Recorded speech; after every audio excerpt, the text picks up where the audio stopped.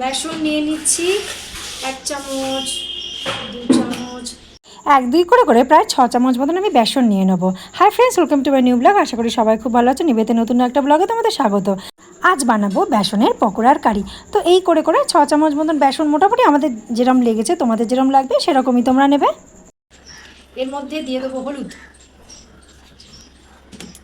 এর মধ্যে দিয়ে দেবো নুন, শুকনো একটু মিশিয়ে নিই ভালো করে। শুকনোটাই ভালো করে মেশাতে হবে। কি হচ্ছে দাদাভাইয়ের সাথে গল্প? এবারে অল্প অল্প করে জল দেবো, বেশি কিন্তু পাতলা হবে না, অল্প অল্প করে জল দিতে হবে। অল্প করে করে জল দিয়ে দিয়ে আমি এটাকে ব্যাটারটাকে তৈরি করে নেব। এবারে জোয়ান দিয়ে দিই 1 চামচ। আর এইখানে একটা বাটা আছে, সেটা হচ্ছে আদা আর কাঁচা লঙ্কা। কাঁচা লঙ্কা সবুজ আর লাল মেশানো আছে, সেইটা এখানে বাটা আছে। এবার এই বাটাটা এখানে দিয়ে দেবো।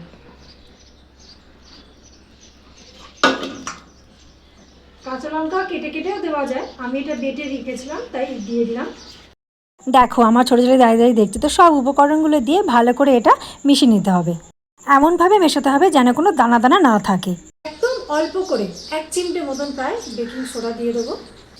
আর কিন্তু এর মধ্যে জল দেওয়ার কোনো দরকার নেই, এর মধ্যে আর কোনো জল দেবো না, কারণ এটা খানিকক্ষণ রেখে দিলে আর একটুখানি পাতলা হয়ে যাবে। মোটামুটি এটা 15 মিনিট মতো রেখে দেবো। তারপরে এটাকে ভাজবো, বড়া করবো। 15 মিনিট হয়ে গেছে, এই যে এরকম আমি দেখে নিলাম 15 মিনিট হয়ে গেছে। এবারে এরকম করে করে ভেজে নেবো, টুকটুক করে ভেজে নেবো। দেখো প্রথমে 1 দফা দিয়ে দিয়েছি, এবার এটাকে ভাজা হয়ে গেলে এটা তুলে আবার ভাজবো। পুরো এইভাবে সব ভেজে নেবো। দেখো সব বড়াগুলো ভাজা হয়ে গেছে, এই যে এরকমভাবে সব ভেজে নিয়েছি। এরপরে হচ্ছে গ্রেভিটা তৈরি করব। এরপরে আমি এর মধ্যে এরকম 1 চামচ বেসন দিয়ে দেবো।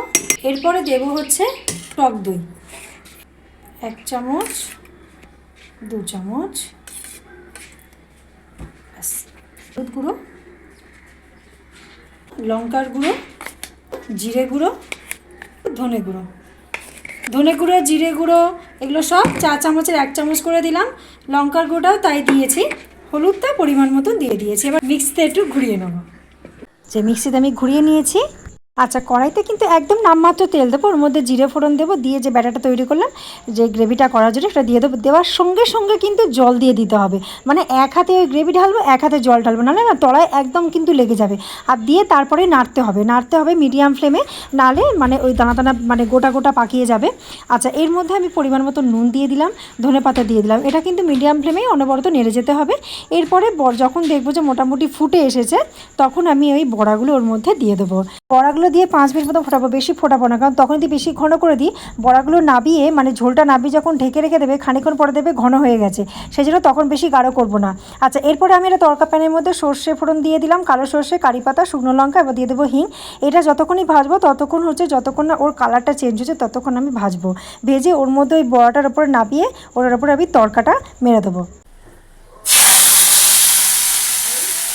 তরকাটা মেরে দেওয়ার পরে ভালো করে একটু খুন্তি দিয়ে হোক বা হাতা দিয়ে হোক ভালো করে নেড়েচেড়ে দিতে হবে। তো ভিডিওটা কেমন লাগলো অবশ্যই কিন্তু কমেন্ট করে জানাবে।